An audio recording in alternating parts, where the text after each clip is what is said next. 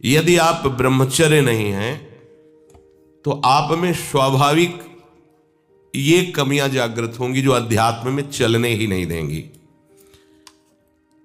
ब्रह्मचर्यहीन के लक्षण, जिन्होंने ब्रह्मचर्य का नाश किया है, अपने आप जांच लेना। उसके अंदर बार बार काम पीड़ा जागृत होगी, उसका विचार कामाशक्त होगा, पहला लक्षण। बस उसकी बार बार वृत्ति काम की आएगी, बार बार पीड़ा हृदय में काम भोग की प्रेरणा देगी। वो इतना असमर्थ होने लगता है कि आंख मिला के बात करने की भी हिम्मत नहीं रह जाती उसमें। हर समय उसके अंदर एक हीनता सी छा जाती है। वो बहुत चालाकी से अपने को छुपाना चाहता है, झूठ बोलता है, थोड़ी ऐंठन भी दिखाना चाहता है कि मैं कुछ हूं, पर अंदर से खोखला हो जाता है। ये दुर्गुण उसके अंदर जागृत होते हैं जो ब्रह्मचर्य का नाश करता है। उसके चेहरे में प्रसन्नता कभी झलक ही नहीं सकती, दुखी व उदास, जो ब्रह्मचर्य का नाश करता है। देखने से इस बदसूरत नजर आने लगेगा, चाहे जितना गोरा हो, चाहे जितना ऊपर से चिकनाहट लगाए हो, लेकिन उसके कपोल और नेत्र बदसूरत होंगे।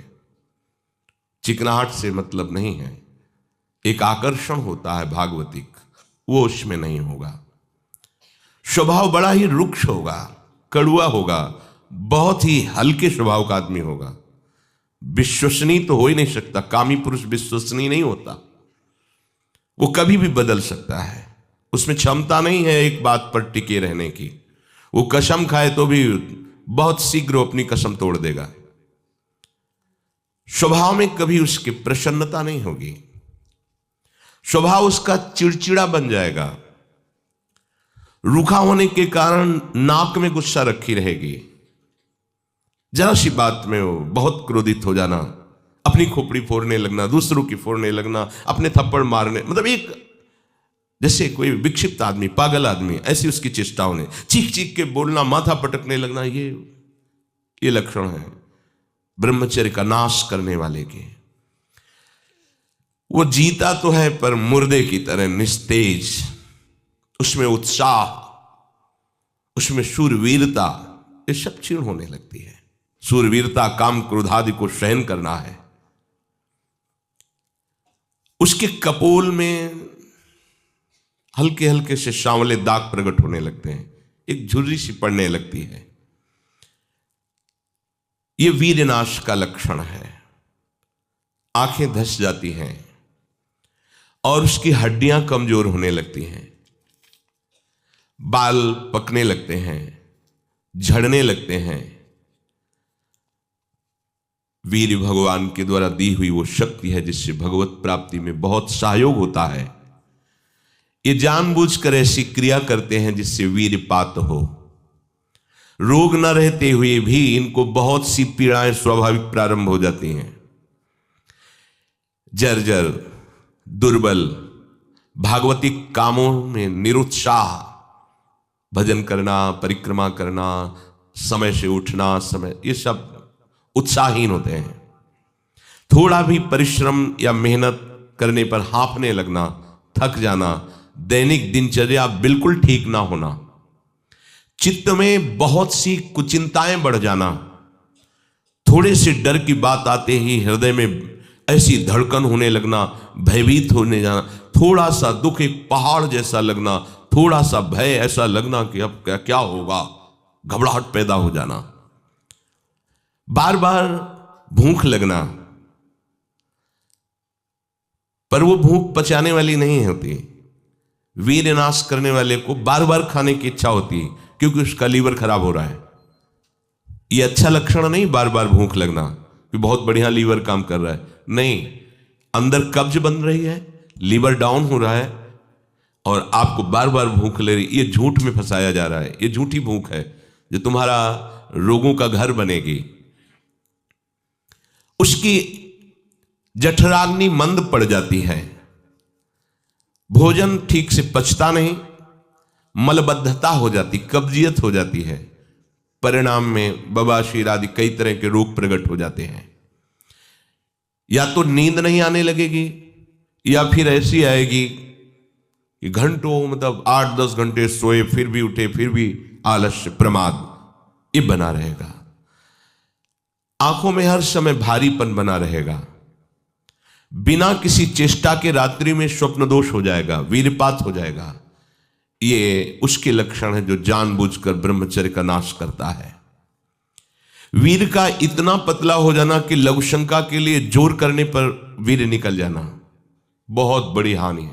नए नए बच्चों में जब उनसे प्रश्न करते हैं कि आपके दर्शन से ऐसा महसूस होता है आप कोई गलत चेष्टा करते हैं, तो वो कहते हैं अब नहीं करता, लेकिन पहले जब आपसे मिला नहीं था तब होती थी, लेकिन लक्षण तो अब भी प्रकट हो रहे हैं। तो कहते वो स्वाभाविक वीरपात हो जाता है, स्वप्न दोष में भी और लघु शंका में भी। इसका कारण है आपने बहुत ही गलत आचरण किए हैं। ये जो हस्त मैथुन आदि क्रियाएं हैं, इनके द्वारा पूरा का पूरा आपका जीवन नष्ट हो जाता है। इसे खिलवाड़ मत समझो। चाहे गृहस्थी में भी जाना हो तो खिलवाड़ मत करो। आप गृहस्थी लायक नहीं रह जाएंगे। आप जो गृहस्थ धर्म में संतानोत्पत्ति क्रिया है, आप उसके लायक नहीं रह जाएंगे, आप में योग्यता नहीं रह जाएगी। इसलिए सावधान। परमार्थ में चलना है तो अत्यंत आवश्यकता ही है ब्रह्मचर्य की, पर गृहस्थ में चलने के लिए भी ब्रह्मचर्य की आवश्यकता है। जहां वो पेशाब करने के लिए जोर लगाते हैं तो वीर स्खलित होने लगता है थोड़ी थोड़ी मात्रा में। ये हस्त मैथुन करने वालों का प्रधान चिन्ह है। इसका परिणाम यहां तक हो सकता है कि पुरुषत्व का नाश होकर नपुंसकता आ सकती है। हाथ पैरों के जोड़ पर बिना किसी कारण के दर्द होना, कमर में, गांठ में, जहां संधियां हैं, अस्थियों का जोड़ है, वहां दर्द होने लगना। सर में जरा भी विचार करने पर दर्द पैदा हो जाना। किसी विषय पर विचार कर या मंत्र में ध्यान कर तो सर में दर्द होने लगना। हाथ पैरों में शिथिलता आने लगना। दिमाग में एक सनसनी पैदा हो जाना। कानों से शाय शाय शब्द सुनाई देने लगना। नाटक, उपन्यास और गंदी बातें, अश्लील चित्र देखने में बड़ी रुचि हो जाना। सावधान होकर श्रवण करें। भगवत मार्ग के उपासक हैं। कुछ उपासकों में जो बाहर अनुशासनहीन होकर के रह रहे हैं और उनके पास स्मार्ट मोबाइल, क्या कहते हैं वो है, तो वो लोग कभी ऐसी गलती ना करें, सर्च करके ऐसे दृश्य ना देखें, नहीं तो तुम्हारा ऐसा नाश होगा कि तुम इस बात को किसी भी साधन से पूर्ण नहीं कर पाओगे। एक बार मछली की क्रीड़ा देखने पर शोभरी जैसे महात्मा कामाशक्त हो जाते हैं। एक बार वैश्या के साथ ऐसा कृत्य देख करके अजामिल जैसा संयमी ब्राह्मण भ्रष्ट वैश्यागामी बन सकता है। और आप देश विदेश की ऐसी गंदी फिल्में, गंदी बातें देखकर आप अपने को संयमी रख सकते हैं? क्यों आप अपना नाश कर रहे हैं? क्यों आप अपने शत्रु बन रहे हैं? उपासक समझता है कि कोई जानता नहीं है, लेकिन तुम जिसको जानने के लिए चले वो तो तुम्हें जान रहा है ना। वो कैसे तुम्हारे सामने आएगा? कैसे तुम्हारे मुख में नाम चलेगा? कैसे हृदय में भगवत प्राप्ति का उत्साह रह जाएगा यदि आप ऐसा? उपासक को नाटक, उपन्यास, सिनेमा, अश्लील चित्र, गंदी पिक्चरें बिल्कुल नहीं। क्यों अपना नाश कर रहे हो? पर उसको रुचि हो जाएगी। जो व्यभिचारी प्रवृत्ति से युक्त है उसको ये अच्छा लगेगा। बार बार पेशाब होने की इच्छा होना, पेट में ऐसा लगना जैसे बहुत गर्मी पैदा हो गई है, और प्रमेह आदि उग्र रोगों का प्रादुर्भाव हो जाना, ये ब्रह्मचर्य नाश का लक्षण है।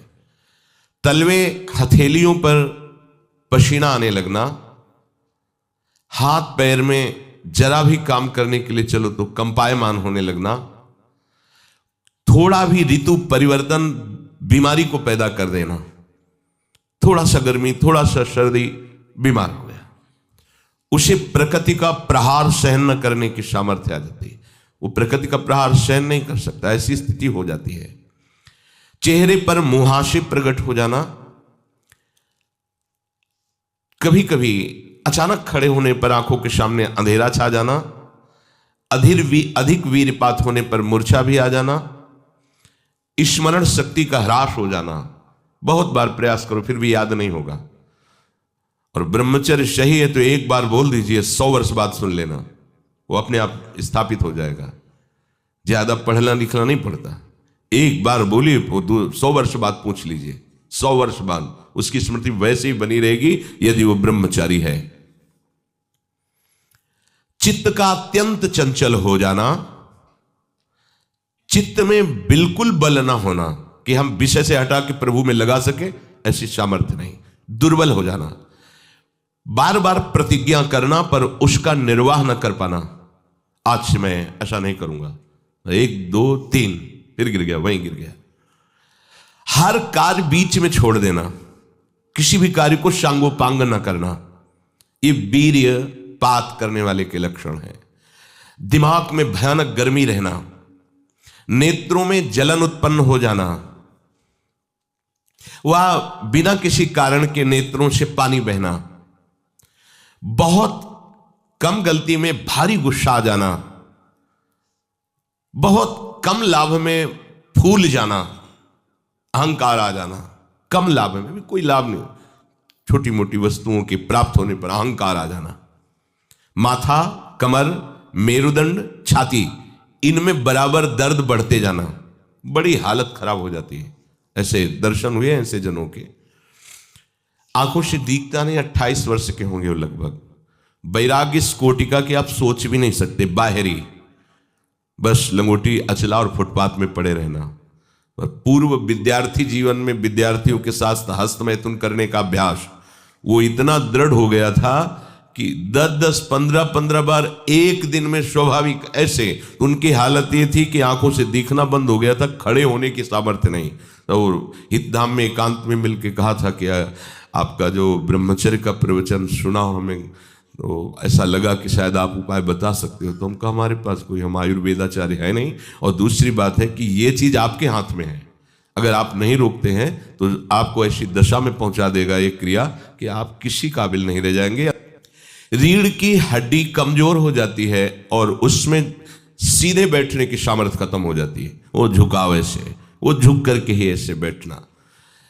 वीरपात करने वाले के मसूड़े में फूलना, मुख से दुर्गंध आना, शरीर का पसीना दुर्गंध युक्त होना, ये वीरवान के यहां से दुर्गंध नहीं आ सकती। जो वीरवान अर्थात जो ब्रह्मचारी है उसके यहां से दुर्गंध, उसके मुख से दुर्गंध नहीं आएगी, भले कुल्ला करे या ना करे। ये वीर में सामर्थ्य होती है।